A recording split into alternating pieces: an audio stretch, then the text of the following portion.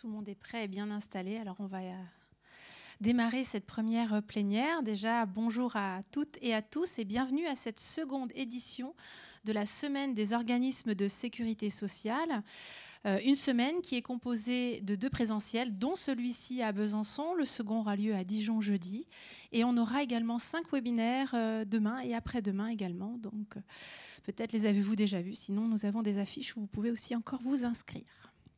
Nous allons passer 1 heure ensemble et ensuite je vous inviterai à aller sur le forum des stands pour que vous puissiez échanger et poser vos questions avec les différents intervenants et experts que nous avons ici sur les différentes thématiques que nous aurons ce matin.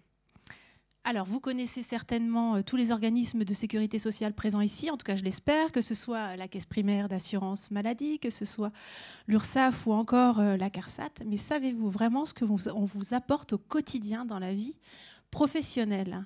Eh bien, c'est ce qu'on va tenter de vous répondre avec Louise, si ça veut fonctionner justement. Voilà, donc Louise, on va un peu vous illustrer son parcours. Le parcours de Louise, qui est donc tantôt assuré, salarié, entreprise, employeur, travailleur indépendant, et on va justement vous illustrer tous les moments et les étapes de sa vie où la sécurité sociale, les organismes de sécurité sociale l'accompagnent. Je suis Sandra Japiou, je travaille au sein de la direction des risques professionnels de la CARSAT Bourgogne-Franche-Comté et je ne suis pas seule, vous le voyez, sur scène. Donc, je suis accompagnée de Nora Slemet, chargée de relations employeurs au sein de la Caisse primaire d'assurance maladie de Haute-Saône. Déoraz Kossi, qui est expert offre de service manager FENT au sein de l'URSSAF Franche-Comté. Bonjour à tout le monde. Et pour la CARSAT Bourgogne-Franche-Comté, nous avons 3 intervenants. Élise Desbois, qui est chargée de mission relations clients au sein de la branche retraite. Bonjour à tous. Muriel Esposito, chargée de mission au sein du service social. Bonjour à tous.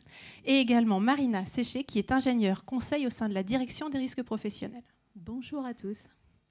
Et donc on va démarrer. On démarre tout de suite avec Louise, qui débute sa carrière. Louise débute sa carrière, elle devient donc salariée et elle devient salariée du régime général puisqu'elle est plaquiste peintre. Et donc, en tant que plaquiste peintre, elle va être assurée au régime général de l'assurance maladie de son lieu de résidence. Déjà, ma première question se tourne auprès de Nora. Nora, expliquez-nous les droits que Louise peut avoir en tant qu'assurée du régime général.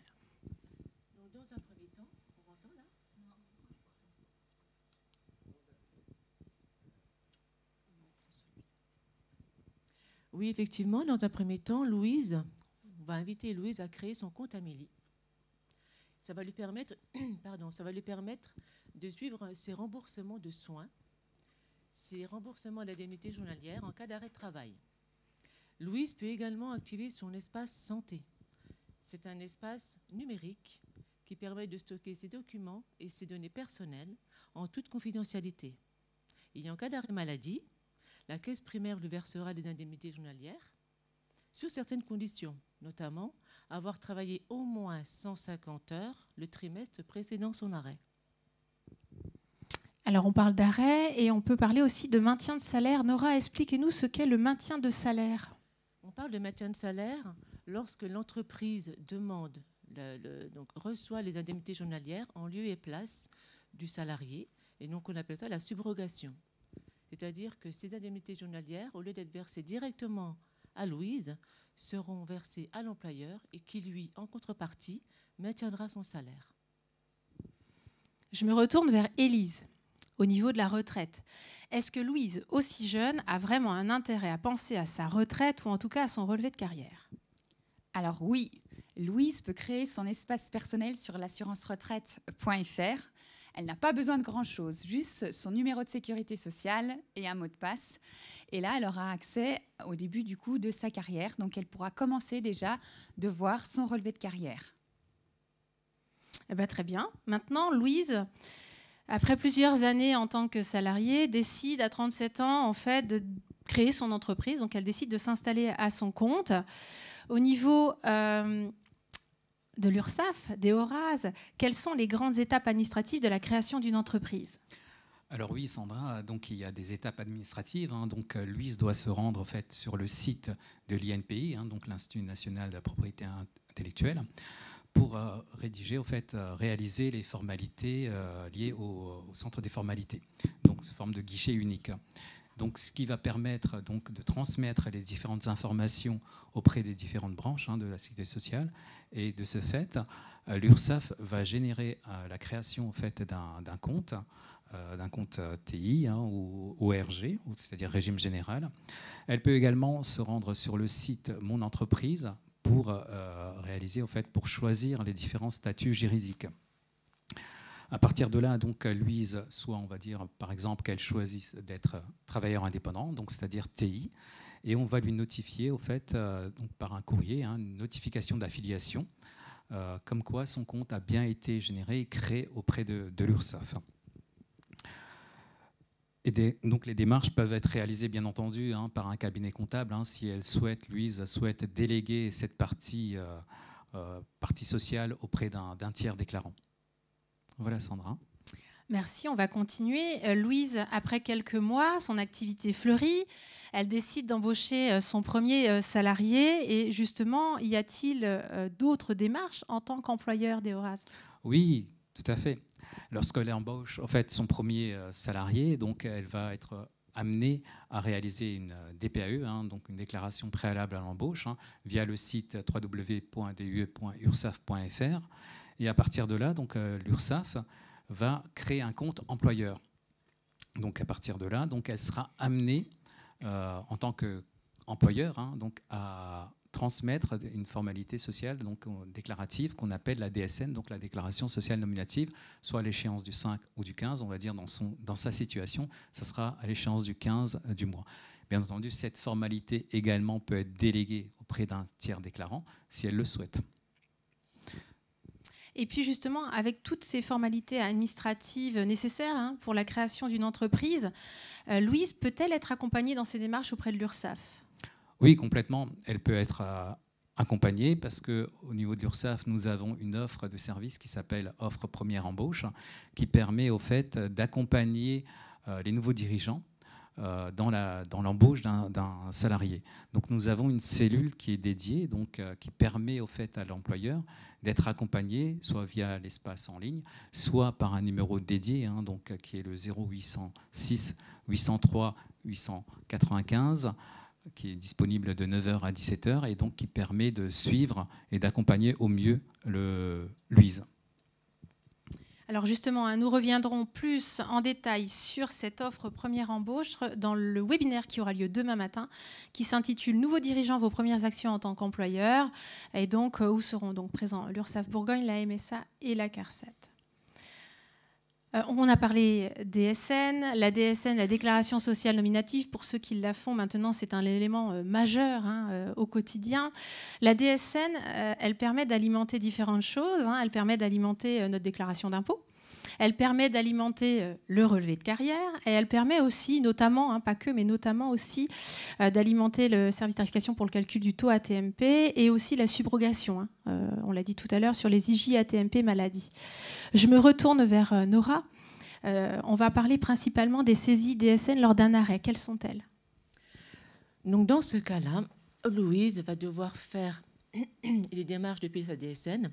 Donc la DSN, ça permet de faire une simplification des démarches administratives auprès des partenaires sociaux et notamment auprès de la caisse primaire. Donc Louise va tout simplement générer un événement arrêt de travail depuis son logiciel de paye qui, après des contrôles internes inhérents à ces flux, ça va permettre de reconstituer l'attestation de salaire qui va permettre l'indemnisation de cet arrêt. Car pour pouvoir indemniser un arrêt de travail, la caisse primaire a toujours besoin d'une attestation de salaire et d'une prescription d'arrêt de travail. Ça, c'est les deux conditions sine qua non qui vont générer le paiement des indemnités journalières.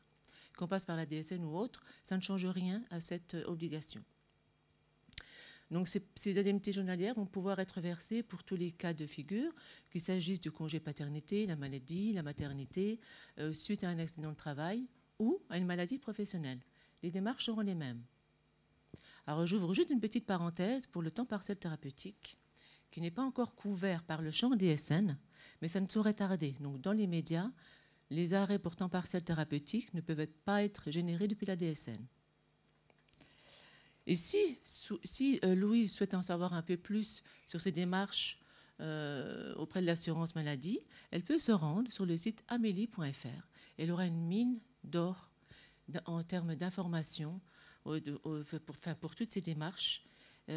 Donc, ça va lui permettre de pouvoir faire tous ces flux en général depuis le site Amélie. Et une bonne pratique permet un paiement rapide et va lui faire gagner du temps. On peut rappeler également sur ce sujet le webinaire qui aura lieu demain en fin de journée sur Net Entreprise, précisément. Net Entreprise, si vous connaissez, c'est le portail interorganisme qui permet de réaliser les télédéclarations dont la DSN, qui permet aussi de consulter son compte AT-MP. Et donc, spécifiquement, demain, il y aura un webinaire sur ce sujet-là et sur les outils d'accompagnement DSN de l'URSSAF. En tant qu'employeur, Louise a désormais un taux de cotisation accident de travail, maladie professionnelle. Marina, pour la direction des risques professionnels, pouvez-vous nous en dire plus ?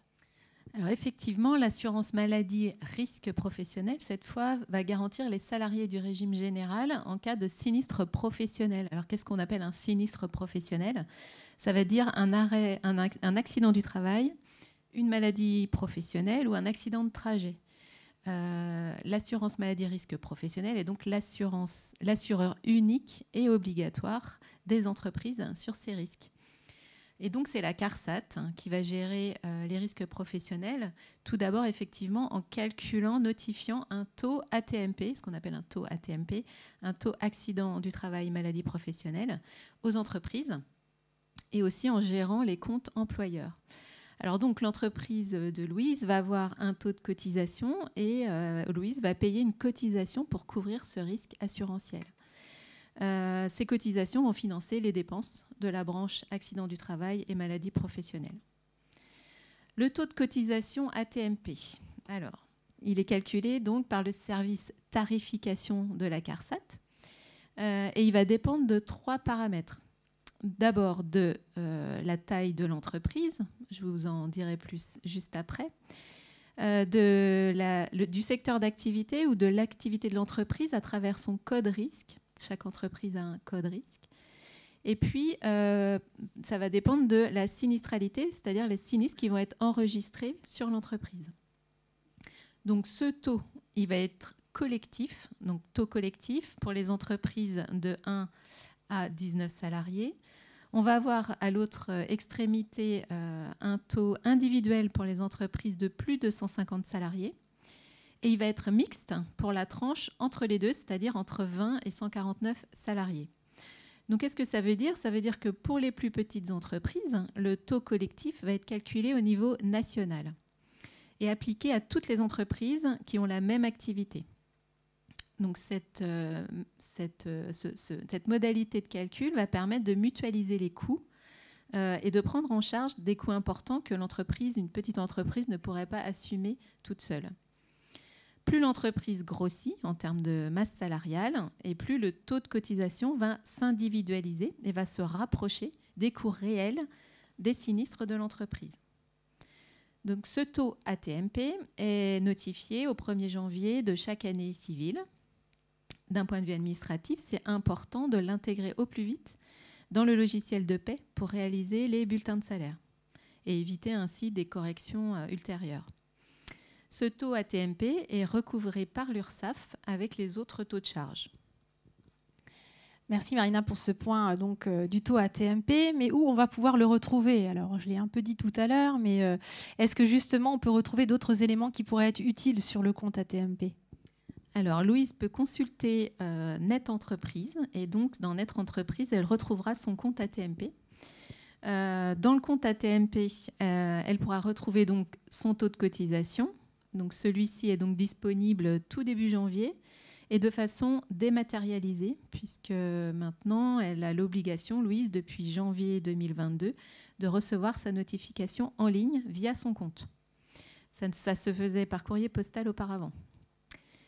Si Louise a des sinistres, malheureusement, qui interviennent dans l'année, elle pourra les consulter également sur son compte. Autre avantage du compte AT-MP, si Louise veut répondre à un appel d'offres dans le cadre de marchés publics, elle va retrouver son attestation des indicateurs de risque professionnel où apparaissent notamment le taux de fréquence et le taux de gravité. Cette attestation n'est plus fournie par la CARSAT puisqu'elle est directement consultable et téléchargeable en ligne. Il y a donc d'autres fonctionnalités qui sont disponibles. Je vous laisserai donc consulter votre compte ATMP si ce n'est déjà fait.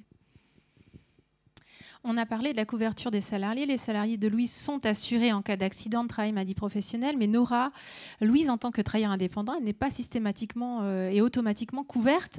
Existe-t-il une assurance pour spécifiquement les travailleurs indépendants? En effet, en qualité de travailleur indépendant, Louise n'est pas assurée de façon obligatoire contre les accidents du travail et les maladies professionnelles. Elle bénéficie d'une prise en charge pour ses frais de santé, donc tout ce qui est consultation médicale, hospitalisation, médicaments, etc.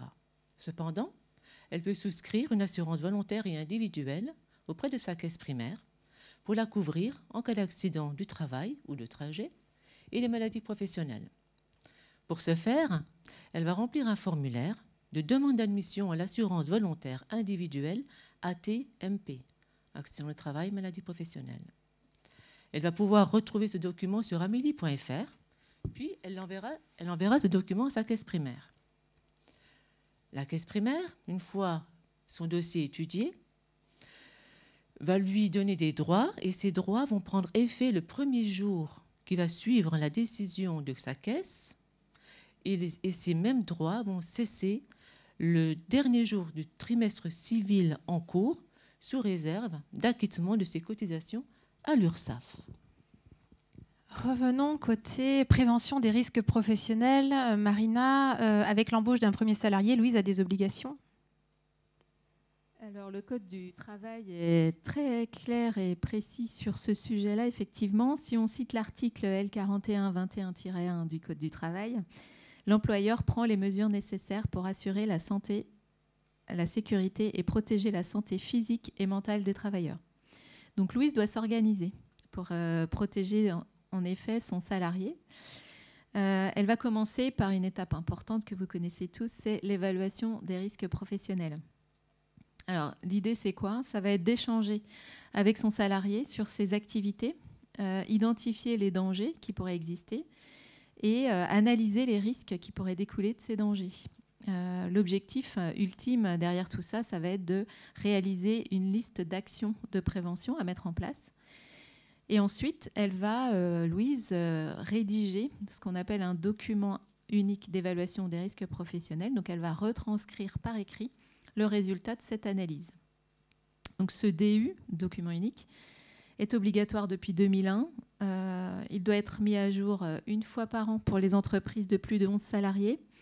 Et quel que soit l'effectif, dès qu'une information est portée à la connaissance de l'employeur, qui relève de ce registre-là, ou alors qu'une décision d'aménagement important qui modifie les conditions de travail est portée à la connaissance de l'employeur. Ce document unique, désormais, depuis la loi du 2 août 2021 et le décret d'application de mars 2022, doit être conservé 40 ans. 40 ans. Et doit être transmis au service de prévention et de santé au travail. Donc il doit être également mis à disposition des anciens travailleurs. Tout ça dans un objectif de traçabilité des expositions des salariés. Donc pour l'aider dans cette démarche, Louise débute. Louise peut demander une formation dirigeant qui est dispensée gratuitement par la CARSAT. Donc elle peut s'inscrire tout simplement sur le site internet de la CARSAT. Il y a également l'INRS qui peut proposer des outils comme OIRA. Donc c'est un outil d'évaluation des risques professionnels qui est en ligne, qui est gratuit, qui fonctionne soit sous forme générique, soit sous forme de métier, puisqu'il y a une quarantaine d'OIRA qui sont disponibles. La CARSAT également peut l'aider à financer certaines actions de prévention. On a deux dispositifs d'aide financière qui sont les subventions prévention, plutôt pour les entreprises de moins de 50 salariés, et les contrats de prévention qui sont là possibles pour les entreprises de moins de 200 salariés, sachant qu'il faut que le code RIS soit couvert par ce qu'on appelle une CNO, Convention nationale d'objectifs. On pourra vous en dire plus au niveau des stands si vous êtes intéressés. Donc Louise va faire quoi? Elle va aller sur Amélie pour aller consulter les subventions prévention qui sont ouvertes et vérifier son éligibilité. Et elle va également surveiller le site de la CARSAT BFC pour vérifier la disponibilité budgétaire relative à ces aides financières. Et puis rappelons également le webinaire qui aura lieu demain matin sur justement les nouveaux dirigeants et les premières actions en tant qu'employeur, avec plus d'informations justement sur les mesures de prévention au niveau des risques professionnels et pour en savoir plus également sur le calcul du taux AT-MP. Louise peut également embaucher un apprenti. On sait, et les chiffres le montrent, un jeune formé à la prévention des risques professionnels a 2 fois moins d'accidents du travail qu'un autre jeune. Donc, vous l'aurez compris, l'importance d'intégrer la prévention des risques professionnels dès la formation initiale. Et justement, demain également, plutôt vers midi, vous aurez un webinaire sur l'accueil des jeunes en formation professionnelle, donc la CARSAT bien sûr, la DRETS également et la caisse primaire du Doubs sera présente également pour nous donner tous les dispositifs mis à la disposition des employeurs. Marina, revenons au service de prévention de santé au travail, on l'a dit tout à l'heure, les SPST ou autrement dit la médecine du travail. Est-ce obligatoire? Y a-t-il des obligations pour Louise? Alors effectivement, Louise, pour son salarié, doit adhérer au service de prévention et de santé au travail de son secteur. Elle peut également adhérer pour elle-même. C'est devenu possible avec la loi du 2 août 2021, de nouveau. Ce qu'elle doit faire, c'est établir une convention avec le service de prévention et de santé au travail de son choix. Donc ça lui permettra d'avoir un suivi de santé, enfin de sa santé à elle aussi. Le service de prévention et de santé au travail peut aussi l'aider dans la prévention des risques professionnels, bien sûr, et contribuer, par exemple, à l'aider dans l'évaluation des risques professionnels. Et toujours pour Louise, en tant que travailleur indépendant, il est important de rappeler aujourd'hui le dispositif d'accompagnement qui s'appelle HELP, qui peut être encore méconnu aujourd'hui, qui a été créé en 2022 et qui permet justement d'accompagner les travailleurs indépendants qui se trouveraient en difficulté, que ce soit au niveau du paiement des cotisations sociales, au niveau de la prise en charge de la santé ou encore des prestations sociales ou du droit à la retraite. Ce dispositif a été mis en place avec les différents acteurs et organismes de sécurité sociale collectivement pour les travailleurs indépendants. Et donc cette information et ce service est disponible sur le site de l'URSSAF. Louise a vraiment une activité florissante. Progressivement, elle embauche 12 salariés. Et malheureusement, un jour, Damien, un de ses plus anciens salariés, a un accident du travail. Je vais rappeler peut-être quelques chiffres. En France, on compte près de 605 000 accidents du travail au régime général en 2021. Peut-être également avez-vous vu cette campagne de sensibilisation du ministère de la Santé sur les accidents de travail mortels, qui est diffusée en ce moment à la télévision ou en affiche, où justement il est sensibilisé en effet qu'il existe malheureusement des décès en lien avec le travail. Donc ce sont des chiffres assurance maladie et MSA. Il y a eu un accident de travail. Louise a bien sûr fait le nécessaire, organisé les secours. Damien a bien été pris en charge. Louise n'a pas oublié également ses salariés, parce qu'on sait qu'un accident du travail peut avoir un impact aussi sur les collègues qui sont proches de Damien. Tout ceci a été fait. Louise a pu aussi du coup être aidée par son service de prévention de santé au travail. Et Louise, maintenant, dans un second temps, a quand même des obligations en tant qu'employeur. Nora, au niveau de la caisse primaire, quelles sont les premières formalités pour Louise? Dès que Louise a connaissance de l'accident du travail, elle doit procéder à la déclaration dans les 48 heures. Or, dimanche est jour férié. Elle peut le faire via son compte entreprise qui se trouve dans le portail Net Entreprise. D'ailleurs, à ce sujet, il y a un webinaire mercredi 8 novembre, de 9h à 9h45, et qui vous présentera notamment le nouveau formulaire de déclaration d'accident du travail. Le compte entreprise, qu'est-ce que c'est? Il est accessible, toujours pareil, sur Net Entreprise. Et il s'agit d'un point d'entrée unique pour toutes les démarches des entreprises avec l'assurance maladie et l'assurance maladie risque professionnel, entre autres. Si Louise a un doute sur le caractère professionnel de l'accident de Damien, elle peut émettre des réserves. Comment?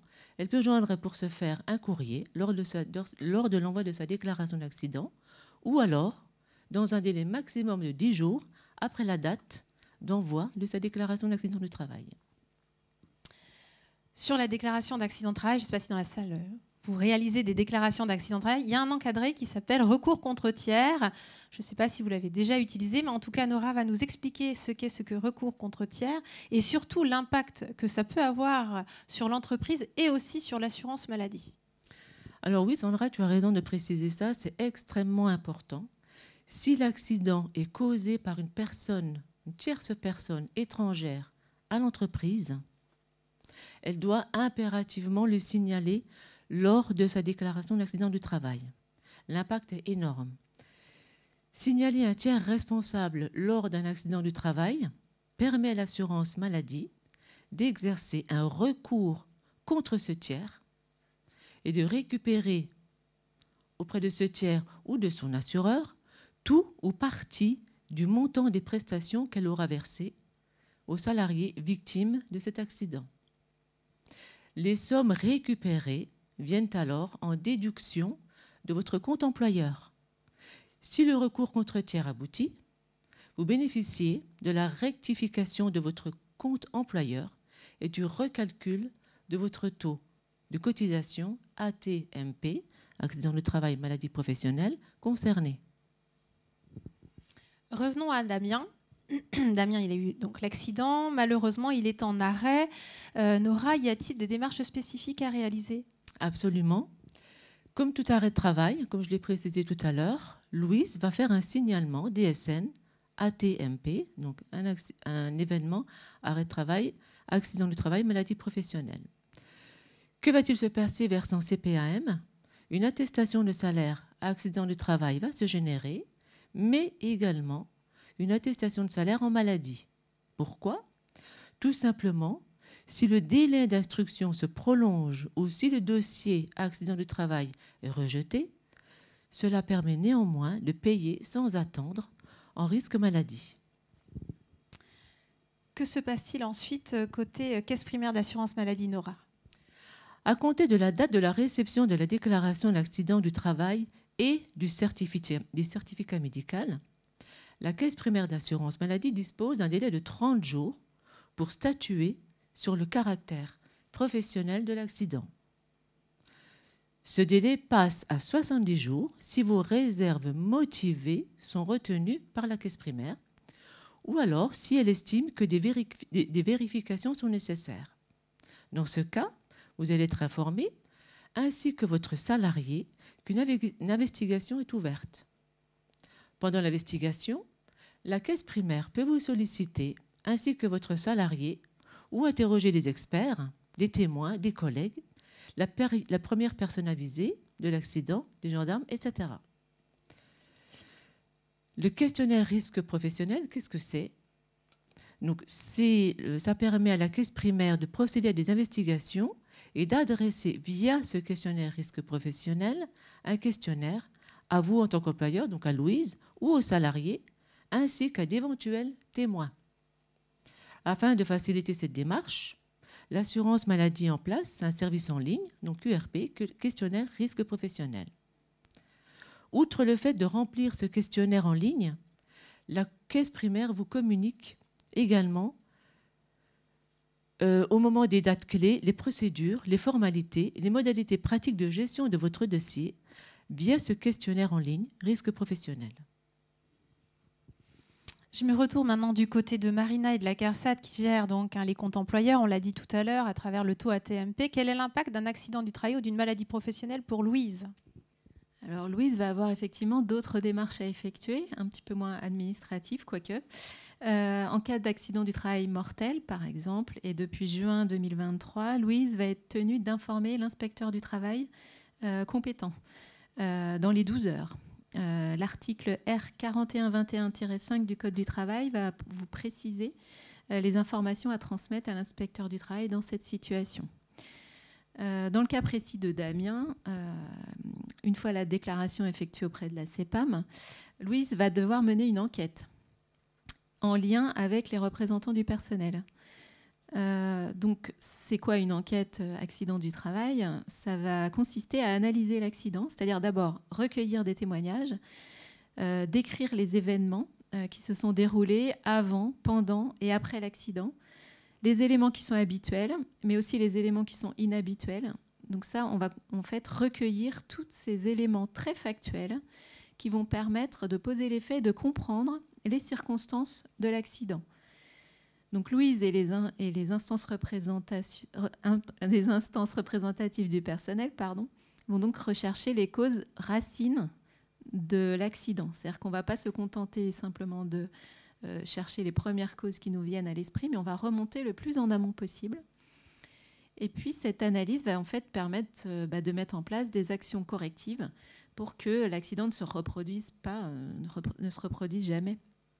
Donc cette réflexion, cette analyse, elle est à mener évidemment de façon très participative, puisque les salariés connaissent le travail réel et les conditions d'exercice du travail dans l'entreprise. Le résultat de cette analyse va être transcrite toujours dans le document unique d'évaluation des risques professionnels avec la liste des actions correctives. Louise n'est pas toute seule face à cette enquête à mener. Elle a aussi des outils gratuitement qui sont à sa disposition. Donc Louise peut se rendre sur le site internet de la CARSAT Bourgogne-Franche-Comté, puisqu'il y a une boîte à outils spécifique qui a été conçue par le service prévention des risques professionnels. Mais Louise peut également aller sur le site de l'INRS, puisqu'il y a également des informations et des fiches pour l'aider à faire cette analyse d'accident. Alors, avant que survienne malheureusement un accident du travail, l'idée quand même générale, ça va être d'analyser aussi ce qu'on appelle les presque accidents. Je ne sais pas si vous en avez qui surviennent aussi dans l'entreprise, mais ce sont des incidents qui ne causent pas de dommages, mais qui auraient pu, en fait. On s'est dit, oh là là, on a échappé belle cette fois. L'idée, c'est quoi? C'est de les considérer comme des alertes et puis de les analyser de la même façon pour éviter un futur accident qui peut avoir plus d'ampleur. Je dirais que plus globalement, la mise en place d'un système de management en santé-sécurité va permettre à Louise de mettre en place une prévention qui va être plus pérenne dans l'entreprise. Alors Marina, vous venez de nous sensibiliser à l'importance justement de l'analyse d'accidents de travail dans cette boîte à outils, je vais juste le rappeler, qui est disponible sur le site de la CARSAT, donc analyser un accident de travail. On a également des flashs AT. Ce sont des documents qui répertorient en fait alors malheureusement de vrais accidents et pour lequel vous allez avoir des exemples justement de comment on a déroulé ou comment l'entreprise a déroulé aussi l'analyse de l'accident avec soit l'arbre des causes ou une autre méthode justement pour analyser l'accident et surtout les mesures de prévention qui ont été préconisées par rapport à cet accident. Donc je vous invite aussi à consulter ce site, ça peut donner de bons exemples. Vous nous avez évoqué le champ de la prévention, maintenant le champ de la tarification sur le taux AT-MP précisément. Quels sont les impacts ? Alors, effectivement, l'accident du travail a un impact santé évident pour la victime. Cela conduit à de l'absentéisme, ça provoque de la désorganisation. Mais un AT peut impacter effectivement le taux de cotisation AT-MP de l'entreprise en lien avec les dépenses qui seront supportées par l'assurance maladie risque professionnel. Donc l'impact sera différent, on l'a vu tout à l'heure, en fonction de la taille de l'entreprise. Les coûts seront mutualisés au niveau national pour les plus petites entreprises et directement supportés individuellement par les plus grandes entreprises. Dans tous les cas, Louise pourra aller voir son compte AT-MP et suivre les dépenses qui sont liées à l'accident de travail de Damien. Nous reparlerons de la gestion des accidents du travail mercredi 8 novembre de 9h à 9h45, puisqu'il y aura un webinaire conjointement réalisé par la CEPAM de Belfort, l'URSSAF Bourgogne et la CARSAT BFC. Muriel, au niveau du service social, Damien a un arrêt de 6 mois. Il souhaite reprendre le travail. Muriel, justement, comment Louise peut-elle préparer le retour à l'emploi à Damien ? Alors, Louise, elle peut agir pendant l'arrêt de travail de Damien. Je ne sais pas si vous connaissez, depuis la loi du 2 août 2021, a été créé ce qu'on appelle le rendez-vous de liaison. Est-ce que vous en avez entendu parler ? Non. Alors, oui, un petit peu. Alors, le rendez-vous de liaison, ce n'est pas une visite médicale, mais c'est un rendez-vous, comme son nom l'indique, qui va permettre de faire le lien entre l'employeur et son salarié, donc entre Louise et Damien. Damien peut le demander, Louise peut le proposer. On va être sur un rendez-vous qui peut être accompagné ou non du service de prévention et de santé au travail. On conseille vraiment que le médecin de travail ou un ergonome ou un psychologue soit là à ce moment-là. Pendant un laps de temps, Damien et Louise vont pouvoir échanger autour de toutes les mesures de maintien en emploi. Donc le temps partiel thérapeutique, une reprise à temps partiel thérapeutique, un essai encadré, on va le développer après, une convention de rééducation professionnelle en entreprise. Toutes ces mesures peuvent être mises en place pendant l'arrêt et favoriser le maintien en emploi de Damien. Louise peut aussi conseiller à Damien et lui envoyer des informations sur la visite de pré-reprise. La visite de pré-reprise avant la loi du 2 août 2021 qui a profondément réformé la santé au travail, c'était un rendez-vous proposé à partir de 3 mois d'arrêt de travail. Maintenant, le rendez-vous de pré-reprise, on est sur 1 mois d'arrêt de travail, donc très précocement. Et pourquoi ? Parce qu'on sait que plus on agit précocement, plus on va favoriser le maintien en emploi et au moins les possibilités de retourner durablement dans son emploi ou de se reconvertir le cas échéant. On vient de voir, il existe plusieurs dispositifs de remobilisation, mais Muriel, pourrez-vous nous en dire plus sur l'essai encadré qui reste encore méconnu, je pense, aujourd'hui ? Alors, l'essai encadré, c'est vraiment une mesure phare et importante pour pouvoir favoriser le maintien en emploi. Un essai encadré, c'est une mesure de l'assurance maladie qui fait partie aussi des mesures que peut proposer les services de prévention et de santé au travail. Donc le médecin du travail peut proposer un essai encadré et puis nous, à l'assurance maladie, le service social peut accompagner pour la mise en place de cet essai. Pendant son arrêt de travail, Damien, tout en conservant ses indemnités journalières versées par la CPAM, va pouvoir venir tester son retour à son poste. Tester son retour à son poste avec un aménagement horaire, avec un aménagement matériel, voir comment ça se passe au niveau de la chaîne de production, si c'est OK par rapport aux collègues, parce que c'est tout un collectif aussi après un arrêt long qu'il faut de nouveau sensibiliser. Et donc 14 jours qui sont transparents aussi pour vous, employeurs, puisqu'en fait, c'est l'assurance maladie qui va porter votre cotisation AT. Et du coup, c'est transparent financièrement pour l'employeur, c'est gagnant-gagnant aussi par rapport à Damien, parce qu'il va toujours être en arrêt, que si ça ne marche pas, si c'est trop tôt, il va retourner en arrêt, sinon il va pouvoir enchaîner avec un temps partiel thérapeutique, et c'est vraiment très sécurisant pour le maintien en emploi. En Bourgogne-Franche-Comté, on est la première région à mettre en place des essais encadrés, le nombre, et c'est vraiment, on est les champions de l'essai encadré pour la France. On en a mis près de 300 en place déjà à partir de janvier 2023. Donc, vous vous adressez à n'importe quel service social, vous vous adressez à votre service aussi de prévention et de santé au travail. On sait le faire et on le fait plutôt bien, puisqu'en fait, ça permet vraiment de maintenir les gens durablement dans leur poste ou dans un autre poste dans l'entreprise.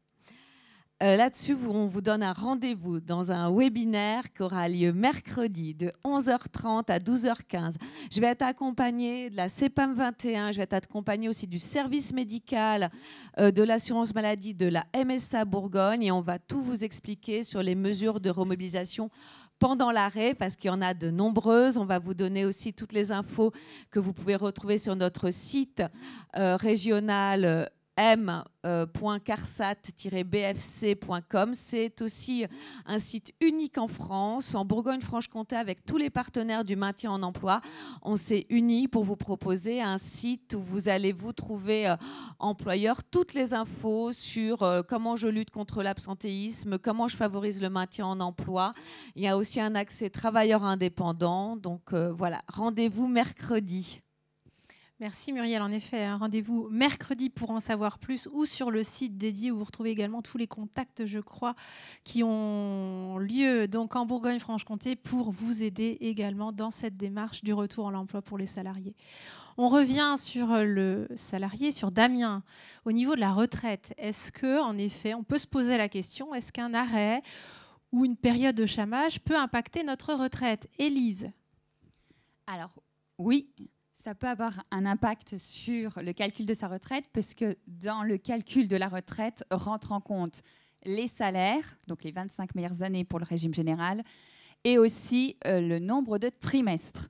Et il existe 2 types de trimestres. Les trimestres, je ne sais pas si ça marche, les trimestres cotisés, donc ça c'est issu de l'activité professionnelle, et les trimestres assimilés. Par exemple, là, Damien, il sera une période longue jusqu'à 6 mois. Il peut du coup avoir des trimestres assimilés. Et cela, ça veut dire quoi? Ça veut dire que dans la colonne salaire de son relevé de carrière, son salaire va forcément baisser.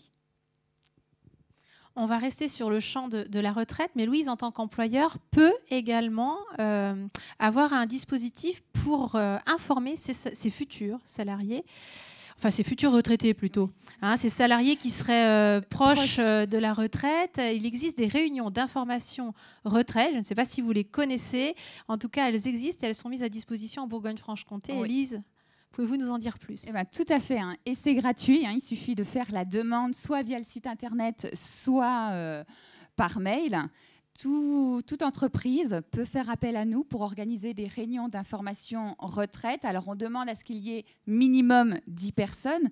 Si cela n'est pas possible au sein de votre entreprise, n'hésitez pas à aller chercher l'entreprise voisine pour du coup qu'on puisse intervenir. Et sinon, si vraiment, comme ici, Louise a une petite entreprise, pas de souci, elle peut aussi faire appel au réseau France Service. Voilà, pour qu'elle puisse participer, pour que ses salariés puissent participer aux réunions d'information retraite. Nous intervenons aussi via ce réseau. Merci Élise, mais on va rester sur la retraite. On arrive du coup où Louise, elle a 62 ans et elle souhaite préparer sa retraite. Elle a toujours vérifié son relevé de carrière dès 55 ans. Et aujourd'hui, elle souhaite vraiment préparer sa retraite. Élise, comment peut-elle faire déjà pour bien préparer sa retraite ? Alors, pour qu'elle soit sereine, elle peut s'inscrire sur le service en ligne Mon Agenda Retraite, ce qui lui permettra d'avoir des alertes et des rappels pertinents sur ce qu'elle doit faire et ce qu'elle doit du coup réaliser en amont de sa demande de retraite. Et 5 mois avant sa date de départ, elle doit faire sa demande en ligne. Du coup, ce qui lui permettra de faire une seule demande unique, et ce sera diffusé à l'ensemble des caisses pour lesquelles elle aura cotisé.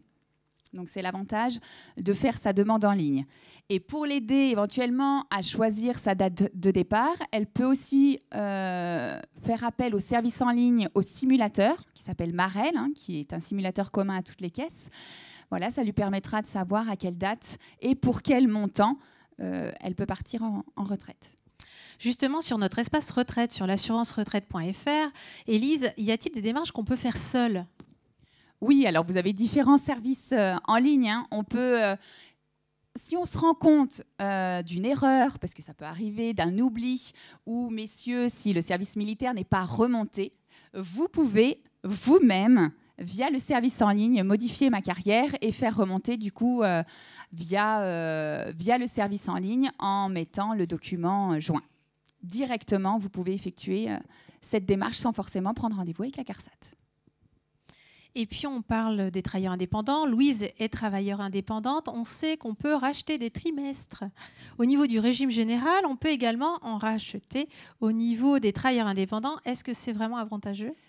Alors oui, c'est possible. Donc il y a le rachat Madelin, donc c'est plus avantageux côté travailleur indépendant que régime général. Il y a forcément des conditions, bien sûr. On peut racheter les 6 dernières années régularisées et il faut que le travailleur indépendant soit bien évidemment à jour de ses déclarations. Merci. Vous le voyez, on arrive à la fin de cette heure. Ça passe vite. Vous l'avez vu, nous sommes présents auprès de Louise, auprès de Damien, que ce soit en tant qu'assuré, en tant que salarié, entreprise, employeur, travailleur indépendant.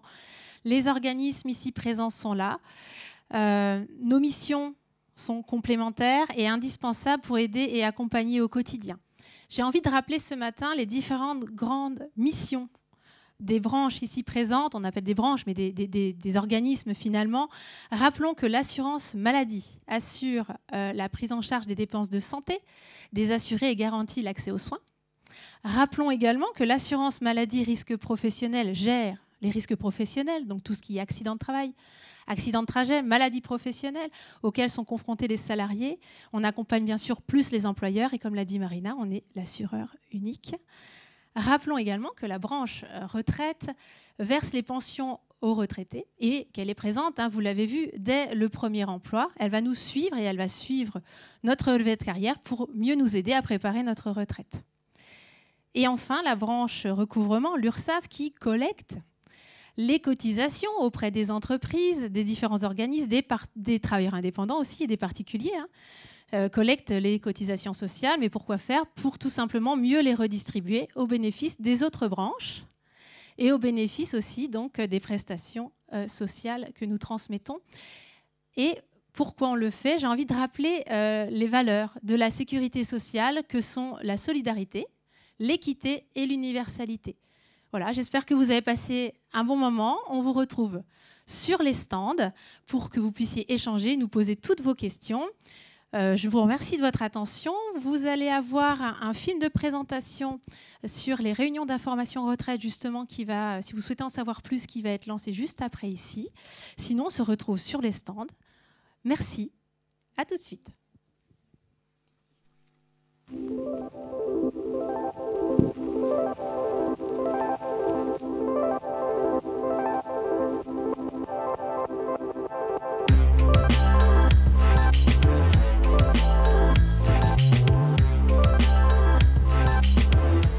Vous êtes une entreprise de Bourgogne-Franche-Comté et vous souhaitez accompagner vos salariés seniors pour leur passage à la retraite. Faites appel aux experts retraite de la CARSAT Bourgogne-Franche-Comté. Nos experts vous proposent d'organiser des réunions d'information auprès de vos salariés seniors pour les aider à déterminer leur date de départ, le montant de leur future retraite et les guider dans leur démarche.